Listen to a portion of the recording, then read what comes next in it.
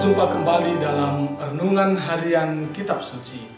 Saya, Pastor Fransiskus Ginting, akan membawakan renungan hari ini, hari Rabu tanggal 27 Oktober 2021, Pekan Biasa ke-30.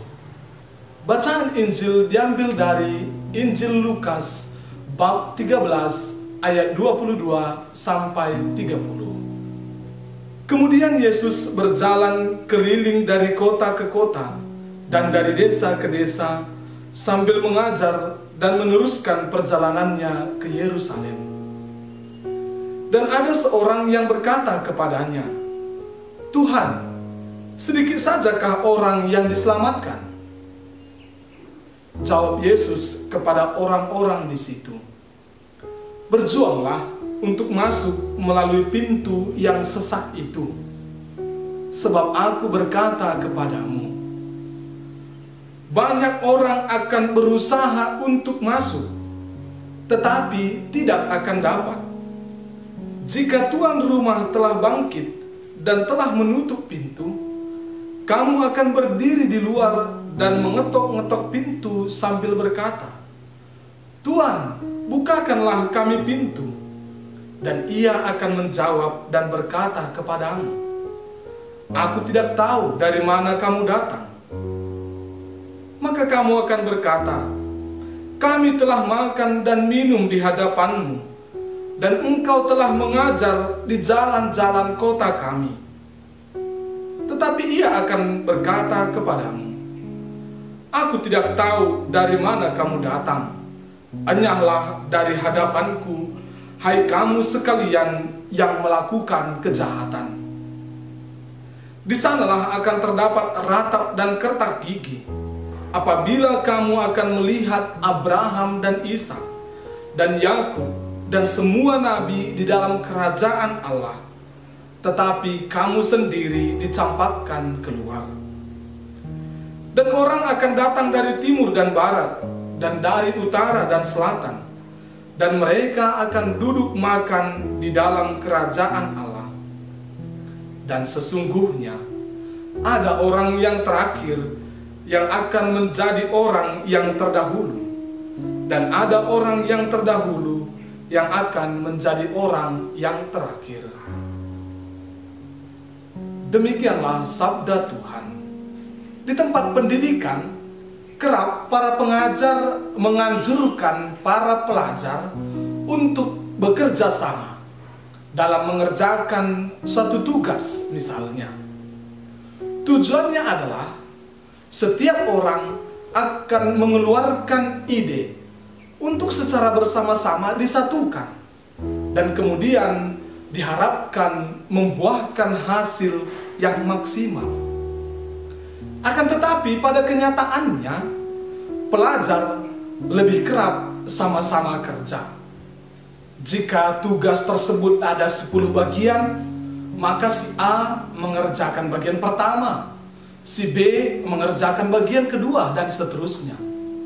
Kemudian untuk menyambungkan ide dari bagian pertama hingga ke 10, bisa saja dikerjakan hanya oleh satu orang.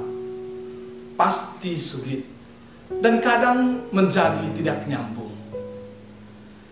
Injil hari ini menyampaikan tentang urgensi pewartaan kerajaan Allah dan keputusan untuk tetap mengikuti Yesus. Konsekuensi dari keputusan itu adalah penderitaan dan kematian. Yesus sendiri menyampaikan risiko itu. Pertanyaan, "Tuhan, sedikit sajakah orang yang diselamatkan?" tidak dijawab oleh Yesus. Pertanyaan itu tidak dijawab secara langsung karena ada orang yang bersama dengan Yesus tetapi tidak bekerja dengan Yesus. Orang tersebut mengikuti Yesus tetapi tidak akrab dengan Dia. Mereka makan dan minum bersama dengan Yesus, tetapi tidak dengan semangat persaudaraan, tetapi memikirkan kepentingan pribadi.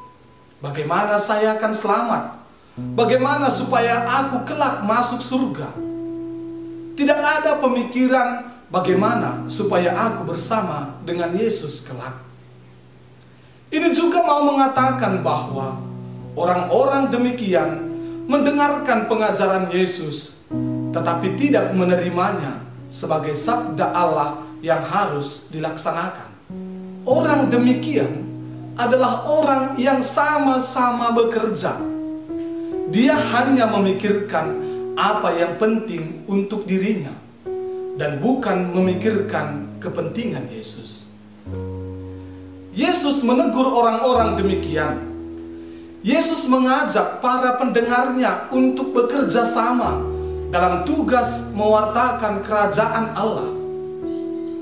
Gambaran Yesus tentang tuan rumah yang berkata, "Aku tidak tahu dari mana kalian datang, hanyalah dari hadapanku, hai kalian semua yang melakukan kejahatan," merupakan tantangan Yesus agar orang-orang itu kembali pada pilihan mereka untuk mengikuti Yesus, walau harus mengalami penderitaan, walau harus melalui pintu yang sempit itu. Yesus mengajak mereka untuk kembali bekerja sama mewartakan kerajaan Allah, mewartakan keselamatan. Ajakan untuk kerjasama dengan Allah merupakan buah dari doa roh bagi setiap orang percaya kepada Allah, sebagaimana disampaikan dalam bacaan pertama hari ini. Dan dengan itu, kesiapan kita untuk bekerja sama dengan Allah akan mendatangkan kebaikan bagi kita sendiri yang mengasihi Dia, yang terpanggil sesuai dengan rencana Allah. Saudara-saudari terkasih, akhir-akhir ini tim program Pastoral Keuskupan Agung Medan telah mensosialisasikan Tahun Pastoral Keuskupan Agung Medan, yakni keluarga sebagai sumber panggilan. Secara singkat, sasaran dari program pastoral ini adalah mengingatkan dan meneguhkan bahwa keluarga merupakan sumber panggilan untuk menjadi seorang imam, biarawan, atau biarawati.